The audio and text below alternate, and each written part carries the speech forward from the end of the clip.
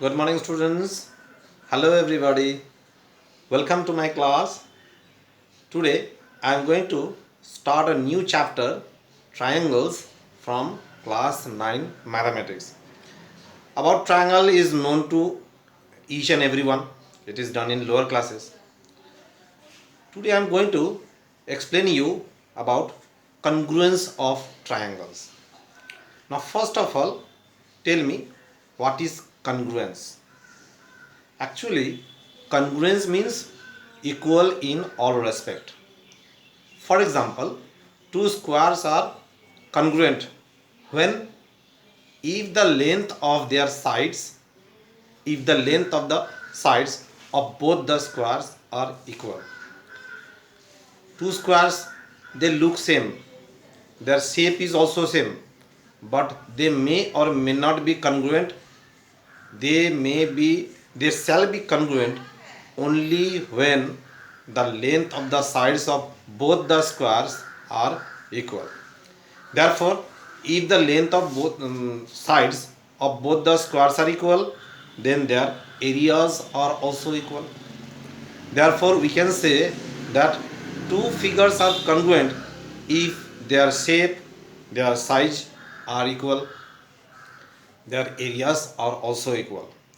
Similarly, two circles also look same, their shape is also same, but their size may or may not be same. When these two circles will have same size, when their radii are equal in length. That is, two circles are congruent only when their radii are equal in length. In that case, the circle looks same, means their shape is same, the size is same, as well as the areas are also same. Understood? Now, rectangle.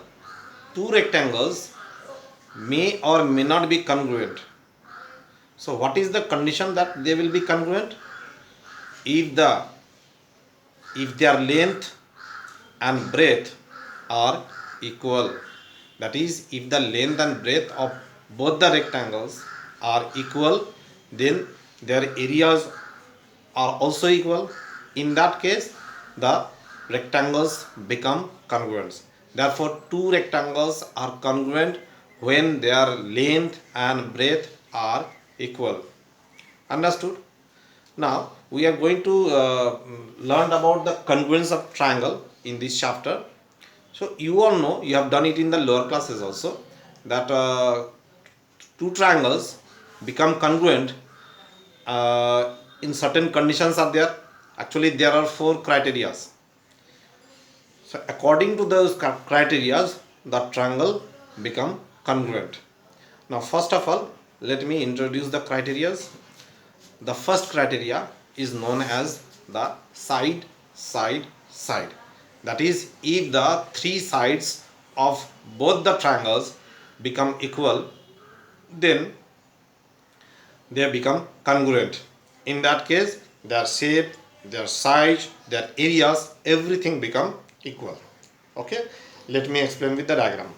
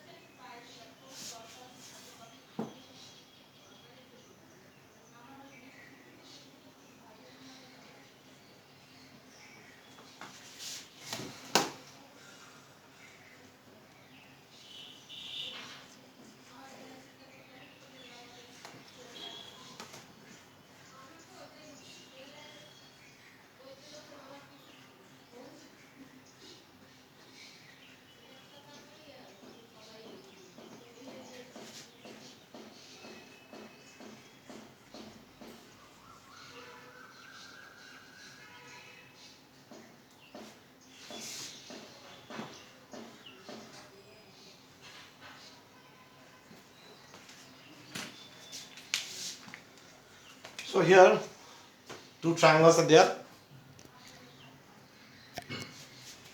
Suppose this is triangle ABC and this is triangle PQR. these two triangles will become congruent if their corresponding sides are equal. All the three sides, corresponding sides are equal. Like if AB is equals to PQ, BC equals to QR, AB equals to PQ, BC equals to QR, and AC equals to PR. AC equals to PR. So here in both the triangles their corresponding sides are equal. So these two triangles become congruent and we write like this: triangle ABC congruent to triangle PQR by SSS. When all the three sides become equal, the congruency criteria is written as SSS, means side, side, side. So this one is the first one, first criteria. Now the second criteria. Suppose instead of three sides, two sides are equal and one of the included angle is equal.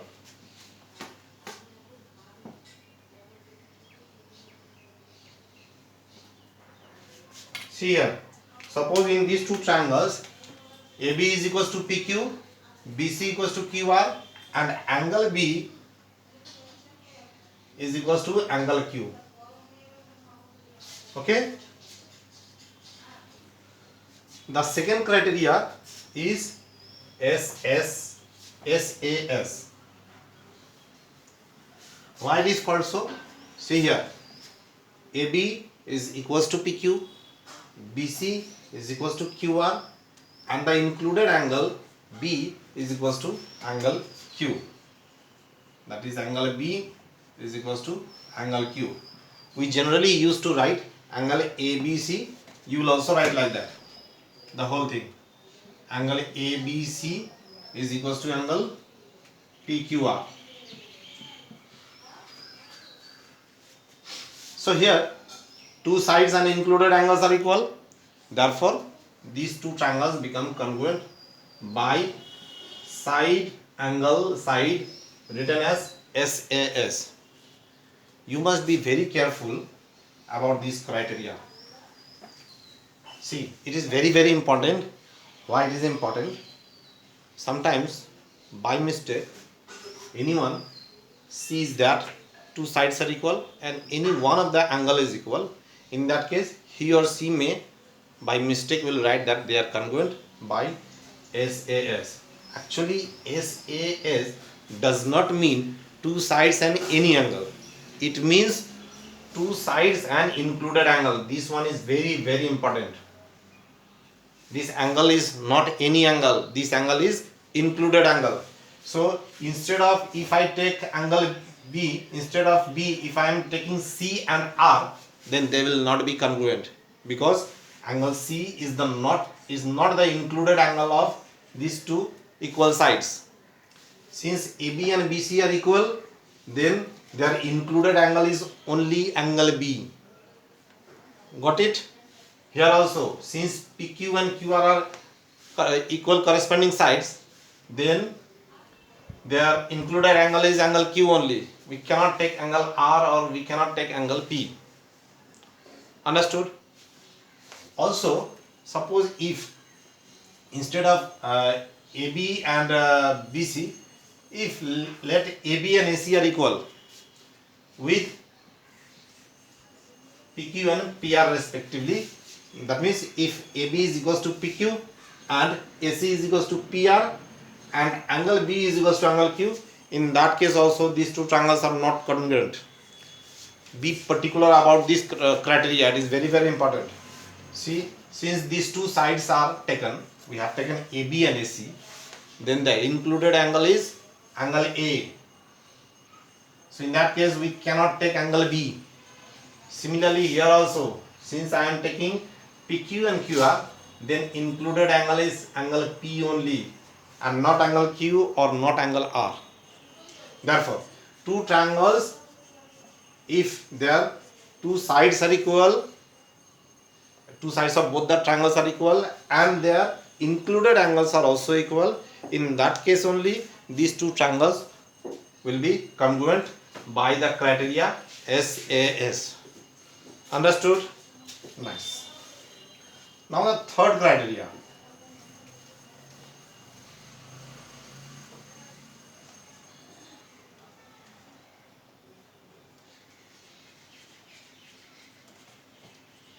Third criteria, if angle BAC, angle A means angle BAC, I have taken these two angles, angle B and angle Q, and AB and PQ. So here we can see if angle BAC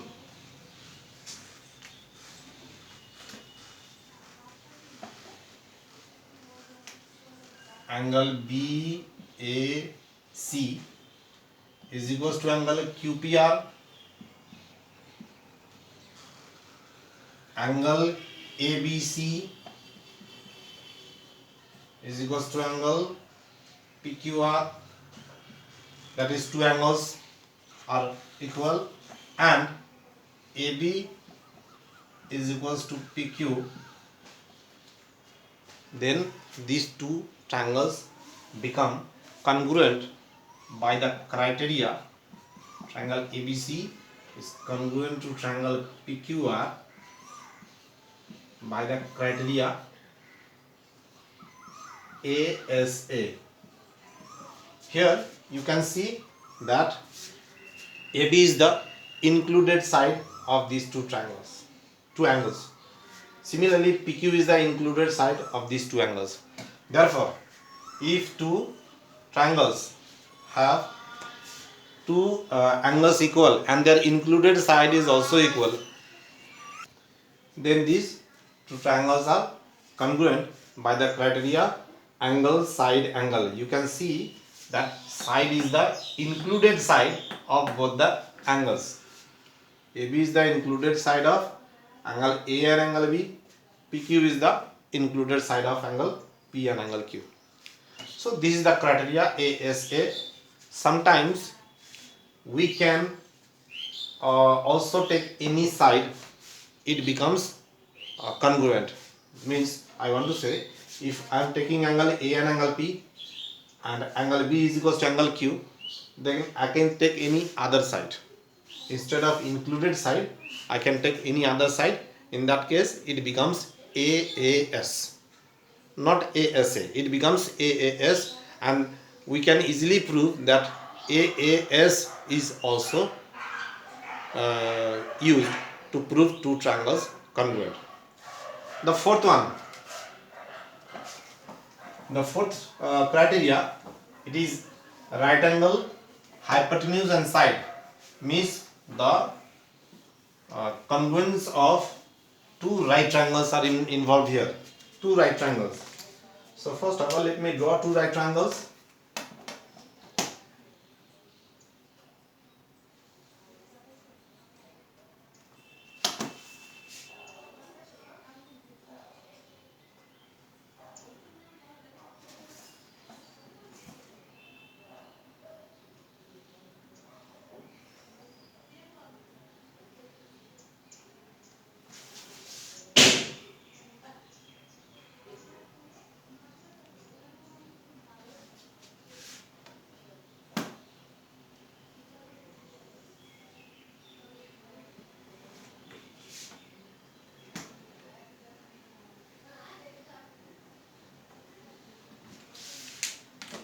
Here also I am taking the name as ABC and PQR. These two triangles will become congruent when they are right triangles and their hypotenuse are equal and any one of the corresponding sides are equal. Suppose I am taking these perpendiculars. Understood? So these two right triangles are congruent since their angles are right angles 90 degree each. Their hypotenuse are also equal, as well as one of the side, that is the perpendiculars, are also equal. Instead of taking the perpendicular, I can take the base also. If the bases are equal, then also these two triangles will become congruent. Means hypotenuse along with the base. Understood? Therefore, if angle ABC equals to angle PQR equals to 90 degrees, AB equals to PQ and AC, I should write the hypotenuse first because the criteria is RHS, right angle hypotenuse. So I am writing the hypotenuse, and AB is equals to PQ. Then these two triangles are congruent. Triangle ABC is congruent to triangle PQR by the criteria RHS, which is right angle hypotenuse side. Understood? So once more let me tell you, two right triangles are congruent if their hypotenuse are equal and if any one of the corresponding sides are equal. Either the perpendicular is equal or the base is equal. Bases are equal. Okay? So these are the four criteria we will use to solve problems related to congruence of triangles. I hope you have understood the criteria very well.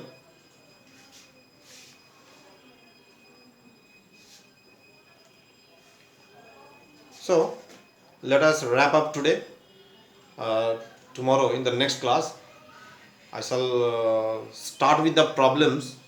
I shall solve problems related to congruence and will explain you how we are going to solve it. Okay? So till then, goodbye. Have a nice day. Meet in the next class. Bye.